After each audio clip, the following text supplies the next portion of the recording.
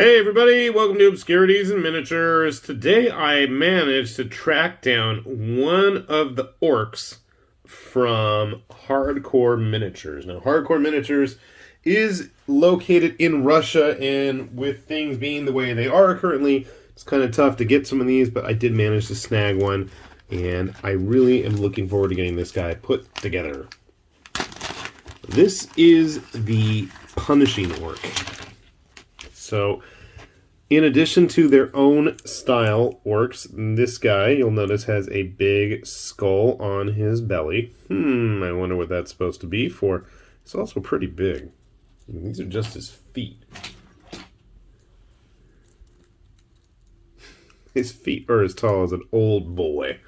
So that should say something right there. Now, this guy doesn't have as many options as some of his other kits. Hardcore has some, literally hardcore boxed figures where you only get one ork, but he'll have like 56 parts, and I'm not even exaggerating the numbers. There are kits with 40 or 50 parts, and they have like 3 or 4 variants you can build.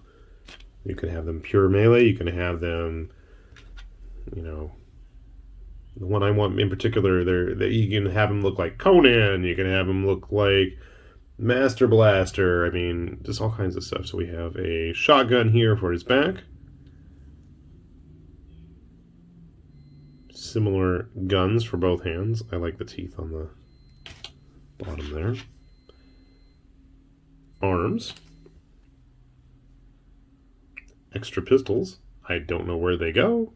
We'll find spots for them. And then a good chunk of grenades. And I don't know. Is that also a grenade? Bullets, maybe? So there's a fair amount of bits, and I gotta say the casting, nice. A little bit of cleanup. Certainly sharper than some of the figures I've seen from other companies. When he has a 40mm base too. So, I am going to go put him together, and I will be happy to report my findings in just a moment, so sit tight.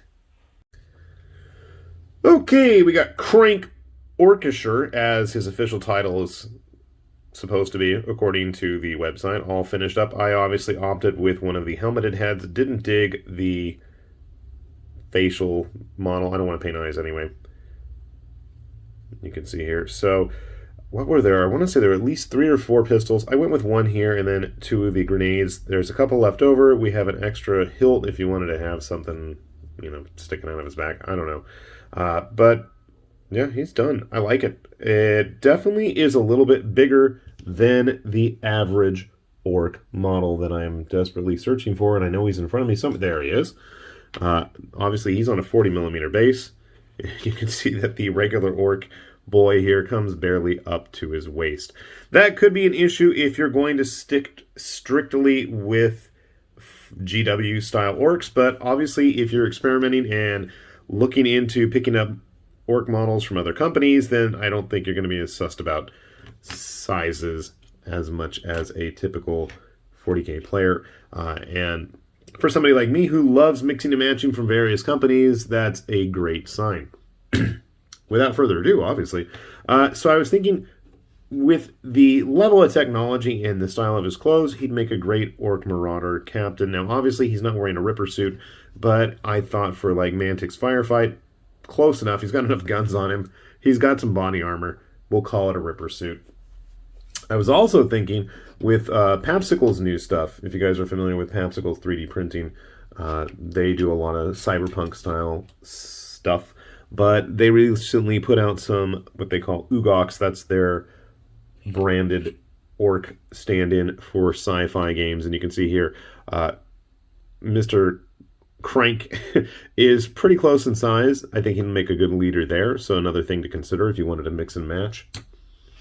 Obviously, with our regular ork boy being so minuscule in comparison, some other 40K models there for you to peruse and see how they all stack up.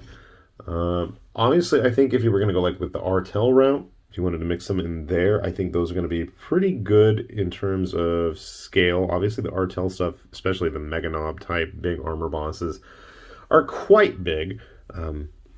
I'd love to see Hardcore Minis do some more armor bosses. I know they have the Hulkbuster style one, but that thing looks absolutely massive. And given enough time, and given the current situation in the world as of this being filmed, it is a little bit difficult to track some of that stuff down. Hopefully, in the near future, when things improve for everybody all around the world, we can see more of these models make their way onto the tabletop and into other people's hands. Because honestly and truly, it's a nice kit. And I gotta say, after building my Black Swordsman, who is currently getting painted, at least at the time I'm filming this, and if you're curious what I'm talking about, there is a video. You can follow the links and go through our copious library of back catalog videos. But I'm definitely digging it, and for as little of an orc fan as I tend to be, I was really impressed with this guy. And that might come as a surprise to some of you that I'm not much of an orc fan. You know how much I love to kit bash and smash things together. I think it's just, I've never been a big fan of the GW booty orcs. Twerk it, baby, twerk it. Oh, yeah. No, they're too small and their butts stick out. I've never been a big fan. Newer stuff, Beast Snagas, if I can ever finish painting them, they might be worth doing. I don't even know if I've posted those videos. I'm rambling at this point.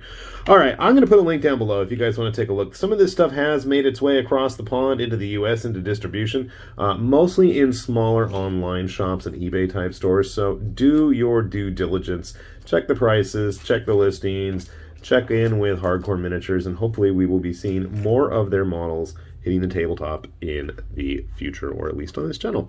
So, with that said, this has been High Lord Tamerlane with Obscurities and Miniatures, saying thanks for watching, and we will see you back here soon. Bye-bye.